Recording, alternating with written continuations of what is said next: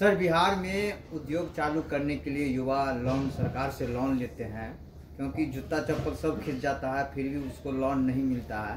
क्या कोई आसानी तरीका सरकार को अपनानी चाहिए? बिहार में बेरोजगारी खत्म करने का, पलायन रोकने का सबसे बड़ा जो तरीका है वो है शिक्षा और पूंजी की उपलब्धता। ज्यादातर लोग, आप लोग या यहाँ के नेता न जानते हैं, न इस पर चर्चा करते हैं कि आखिर इतनी बेरोजगारी यहाँ क्यों है, लोग यहाँ से कोई रोजी रोजगार क्यों नहीं कर पाते हैं। उसके दो वजह हैं। एक तो यहाँ शिक्षा व्यवस्था ध्वस्त है। तो आप पढ़े लिखे हैं नहीं, आपको समझदारी बनी नहीं, डिग्री ले लिया आपने, स्कूल में गए खिचड़ी खाए, कॉलेज में गए नाम लिखा के डिग्री लेके निकल गए, समझ तो आए, कुछ बनी नहीं। लेकिन उससे बड़ी परेशानी यह है कि बिहार में पूंजी नहीं है लोगों के पास काम करने के लिए। मान लीजिए कि आपको बाल काटने आता है, अगर आपके पास 1 लाख रुपया हो तो आप एक सैलून लगा लेंगे, उसमें 2-4 लोगों को रोजगार देंगे और खुद भी अपने परिवार का भरण पोषण करेंगे। लेकिन अगर 1 लाख रुपया आपके पास न हो, सैलून लगाने का पैसा ना हो, तो आप किसी सैलून में जाकर मजदूरी कीजिएगा। अब वो 1 लाख रुपया सामान्यतः लोगों के पास आता कहां से? उसके आने के 2 तरीके हैं। या तो आपके कमाया हुआ पैसा हो, बचत का पैसा हो, उससे आपकी पूंजी बनती है, या दूसरा तरीका जो आप कर रहे हैं, जो बैंक वाले आपको ऋण देते हैं, लोन देते हैं। पूंजी के समाज में 2 ही तरीके हैं, आपकी अपनी बचत और बैंकों से मिलने वाला लोन।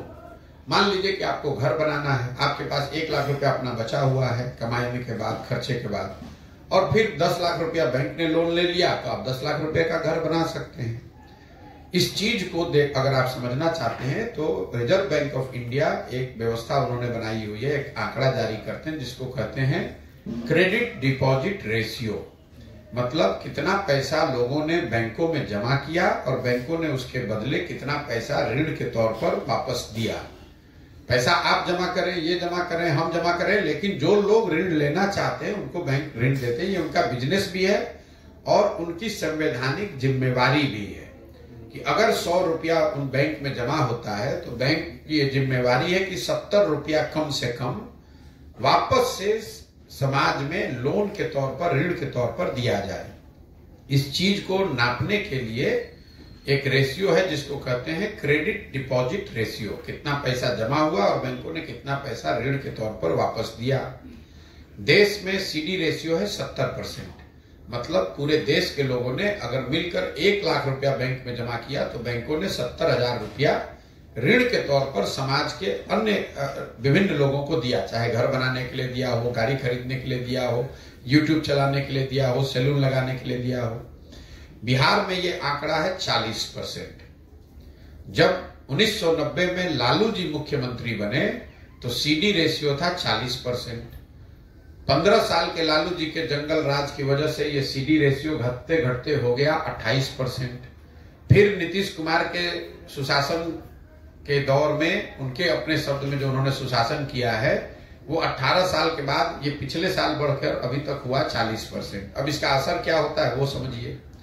पिछले साल, अभी आपने कहा कि यहाँ चीनी पेपर मिल नहीं चल रहा है, पिछले वर्ष बिहार की गरीब जनता ने बैंकों में जमा किया 4,61,000 करोड़ रुपया। इसको याद रखिए, पिछले साल बिहार के लोगों ने यहाँ के बैंकों में जमा किया 4,61,000 करोड़ रुपया, 4,21,000 करोड़ रुपया। 40% सीडी रेशियो का मतलब है कि लोगों को लोन मिला 1,61,000 करोड़ रुपया का। बाकी पैसा कहां गया? 2,80,000 करोड़। बाकी पैसे को बैंकों ने बिहार से लेकर उन राज्यों में शिफ्ट कर दिया जहां पर उद्योग धंधे लग रहे हैं, जहां रोजगार है, व्यापार है। आंध्र प्रदेश में, तेलंगाना में, महाराष्ट्र में, गुजरात में, तमिलनाडु में, केरल में सीडी रेशियो है 90 या उससे ज्यादा। मतलब अगर आप आंध्र प्रदेश में बैंक में जाइएगा, वहां 100 रुपया आंध्रा के लोगों ने जमा किया तो बैंकों ने 100 रुपया से ज्यादा ऋण दिया। इसका असर क्या हुआ? 1990 से लेकर पिछले वित्तीय वर्ष तक बिहार से खाली लोग नहीं गए, पढ़े लिखे लोग खाली यहां से बुद्धि का पलायन नहीं हुआ। 26,20,000 करोड़ रुपया बैंकों ने बिहार के लोगों का दूसरे राज्य में भेज दिया। न बिहार में किसी को इसकी समझ है, न इसकी कोई चर्चा करता है, न उसको जानकारी। जरा आप अंदाजा लगाइए कि 26 लाख करोड़ रुपया अगर बिहार के लोगों को स्वरोजगार के लिए, बिजनेस व्यापार के लिए, घर बनाने के लिए, गाड़ी खरीदने के लिए, यूट्यूब चैनल चलाने के लिए मिला होता तो कितने ज्यादा लोगों को यहाँ रोजगार मिलता, कितनी ज्यादा यहाँ रोजगार की संभावना पैदा होती। लेकिन यहाँ तो किसी को इसकी चर्चा करनी नहीं है। यहाँ तो यही बात करना है कि आपको 400 रुपया पेंशन देते हैं, आप वोट हमको देते रहिए। तो जब लोगों को आपने अगर इतने दिन से आप पत्रकारिता कर रहे हैं, अगली बार जब वित्त मंत्री से मिलिएगा, दूसरे नेताओं की तो बातें छोड़िए, जो फाइनेंस मिनिस्टर है यहाँ, उसको बुलाकर जरा पूछिए कि भैया सीडी रेशियो होता क्या है और कितना पैसा बिहार से ट्रांसफर हो रहा है, ये तो बताइए। इसको रोकने के लिए आप क्या कर रहे हैं? और ऐसा नहीं है कि बैंकों की कोई स्वतंत्रता है कि वो जितना चाहे पैसा रखे और बाहर भेज दें। एक कमिटी है जिसके चेयरमैन राज्य के मुख्यमंत्री होते हैं, उसमें सारे बैंक के पदाधिकारियों को बैठना होता है और मुख्यमंत्री ये रिव्यू करते हैं कि जो पैसा यहाँ जमा हो रहा है वो पैसा यहाँ लोगों को ऋण के तौर पर मिल रहा है कि नहीं मिल रहा है। लेकिन नीतीश कुमार के बात को जैसे अफसर नहीं सुन रहा है, वैसे बैंक वाला भी नहीं सुन रहा है। जैसे उनकी बात को शिक्षक और टीचर नहीं, डॉक्टर नहीं सुन रहा है, वैसे बैंक वाला भी नहीं सुन रहा है और लोगों को इसकी चिंता भी नहीं है।